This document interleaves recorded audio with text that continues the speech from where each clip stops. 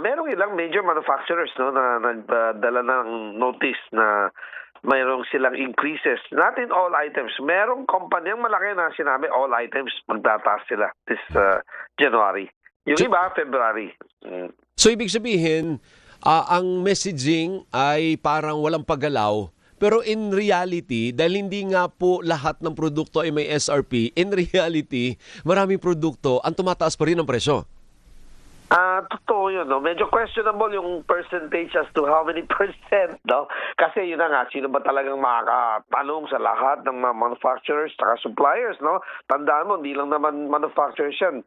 Meron mga importers, meron mga, mahirap talagang i-monitor, no, lahat ng produkto. Pero that said, I guess it means majority, but hindi naman siguro, mahirap na i-peg at a particular number yung percentage, no?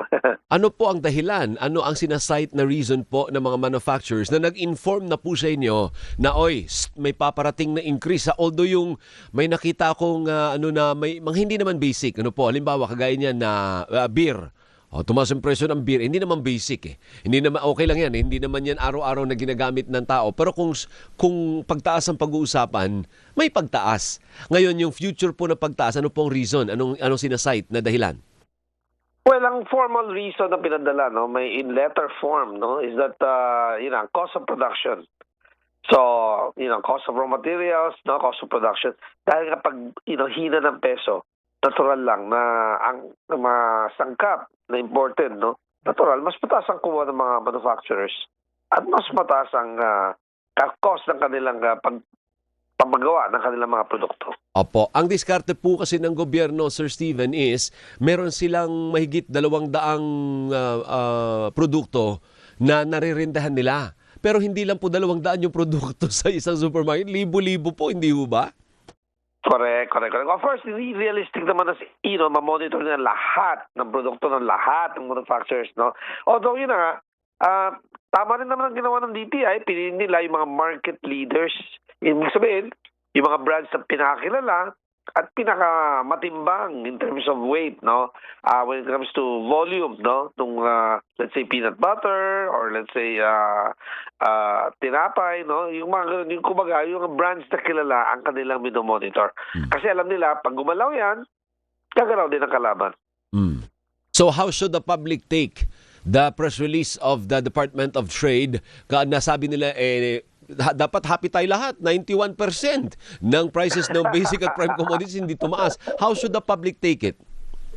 Well, just take it with a grain of salt, not, majority of items na lang. Kasi, number one, hindi accurately monitor ng authorities or ng consumers, for that matter, or media, di ba? No one is doing that and no one is capable of doing that. That majority na lang. Kumbaga, isolated cases or exceptional lang yung mga items na may pagtaas ng presyo or adjustment ng presyo. Opo. Yung sa pulpo, dun sa nagpaabiso na po sa inyo, ito yung mga produkto, sir, na may imported component. Ano po? Can you give examples? Ano mga produktong ito? Well, I cannot, hindi ako allow sa production, no? So, tsaka trade secrets yan ng mga manufacturers, eh. So, mahirap sabihin kung ano yung mga sangkap na imported doon, no? Pero, ang alam ko lang, very simple, asin. Imported ang asin. Imported yung 93%, asin? Wala ba tayong asin, Sir Steven? Di ba marami naman tayo asin? Dati, no? Tandaan mo, nung panahon pa ni President FBR, no? Gusto niyang lahat ng asin ay mabudburan ng what you call this? Ano yung Iodine? Iodine, that's right. Iodized dapat. Ang proseso ng pagbenta ng asin dapat iodized para hindi lumaki ang kaso ng mga ang tawag doon? yung bosyo, yung may bosyo. Yung goiter. So to lessen those cases and the cost of curing those cases, no? Talagang ginawang batas na kailangan lahat ng asin ay iodized. Because of that, yung mga maliliit na manufacturers o producers ng asin, hindi nila ma-comply, nagsara na lang. At yung iba, naging resorts na. Naging resort kami ng dagat eh. So, hindi mo na mababalikan yung mga yun. Because of that, they said, again, you question 91% of price of goods needing tumas.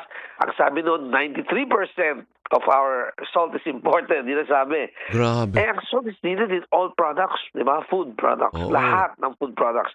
Even sweet products, may asin yan. To give it flavor. To preserve, di ba? Oh, yun pa lang alone. Yung one sangkap na yun, no? Kumbaga, depends on how much of that is in your product.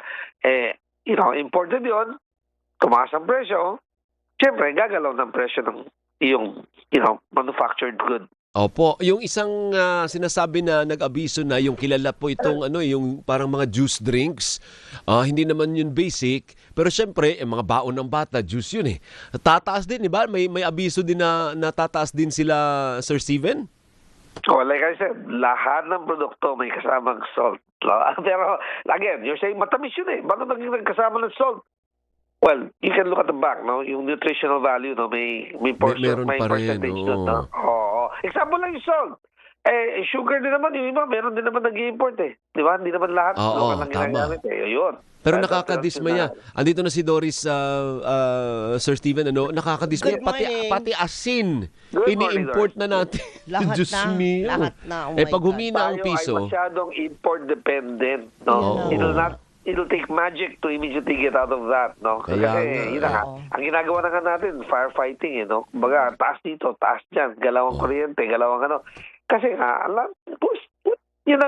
wala tayong dinevelop na sariling industriya, for the long run. yeah. Beyond any administration. Yan ang parating sinasabi ko. So pagpunta ng mga kababayan natin sa supermarket, halimbawa pa weekend, this Oo, weekend, mag-ready na sila ng dagdag na budget kasi may maraming items diyan tumaas ang presyo, Sir Steven.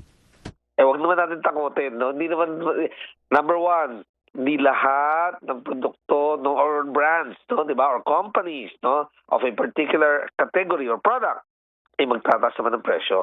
So select items of select manufacturers. Ibig mo sabihin may choice. Yes, Yeah. always my choice, di ba? Okay. Although, syempre, ang hirap naman nun, mag-iisip pa tayo, no, sa supermarket, kumbaga, pagod na tayo sa trabaho, no? Kaya minsan, wala, dampot na lang ng dampot kasi ayaw mo nang Correct. isa-isa yung babasahin mo pa na Tama. tumaas ba to o hindi. Hindi ko matanda last week, di ba? Yun. Wise ba, Sir Steven, yung meron kunyari, spaghetti, tapos may naka-scotch tape na maliit na Kumbaga bundle. Pack, Oo. Bundle pack ang tawag dyan. Promo pack. promo pack. Pwede yun? Yes. Well, yeah, in general, yes. But Okay. again, who has the time to compute every week when you shop, di ba? In general, I'm saying in general, yes, mas mura ang promo packs. Kaya nga Okay. ginawang promo packs eh. Number one, para madali rin, kailangan mo na rin naman ng tomato sauce eh. Para di ka na kumuha, di ba? Magkasama na. At pinag-isipan ng manufacturer na this much pasta needs this much tomato sauce. Yun ang kanilang Okay. nasa isip. Kaya merong merienda pack lang ang tawag nila, maliliit lang eh. Tama. Tama naman. Thank you, Sir Pasta. Steven. Maraming salamat po Salamat, sa oras. sir. Mabuhay ka. Thank you.